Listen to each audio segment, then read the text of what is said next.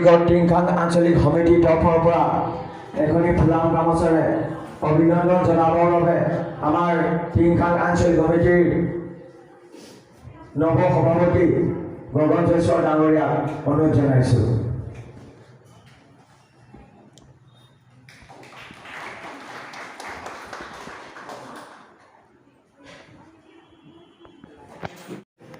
আৰ্থিকভাৱে আমাৰ অঞ্চলটোত বহুত ছাত্ৰ ছাত্ৰী বহুত প্ৰতিভাৱান ছাত্ৰ ছাত্ৰী আছে। আৰ্থিকভাৱে যিসকল দুৰ্বল তেওঁলোকক বিচাৰি উলিয়াব লাগে আৰু ৰাজ্যখনে তেওঁলোকক পঢ়া শুনাৰ যিখিনি যাৱতীয় সুবিধা সেইখিনি যদি দুজন তিনিজন ছাত্ৰকো দিব পৰা হয় তেনেহ'লে সদৌ অসম ভোজপুৰী যুৱ ছাত্ৰ পৰিষদ টিংখাং আঞ্চলিক সমিতিৰ নাম ৰাজগড় বা টিংখাং অঞ্চলত সোণালী আখৰেৰে লিপিবদ্ধ হৈ থাকে বুলি মোৰ মনে হয়।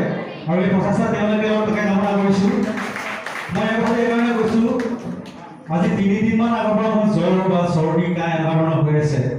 খেতি বাতিৰ লগত অকণমান সম্পৰ্ক চলি আছিলে। অনুপে ফোন কৰি কৈছিল যে তুমি অনুষ্ঠানলৈ আহিব লাগে। মই বোলো খেতি লাগে সভা কথা কিছুমান দি মই গানটো গোৱাৰ আগতে এখন দুটামান কথা কৈ লওঁ।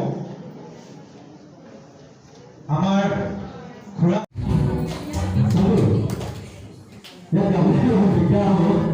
মই শুনি পৰা মানে ৰিপৰ্ট কৰিছিলোঁ বস্তুটো।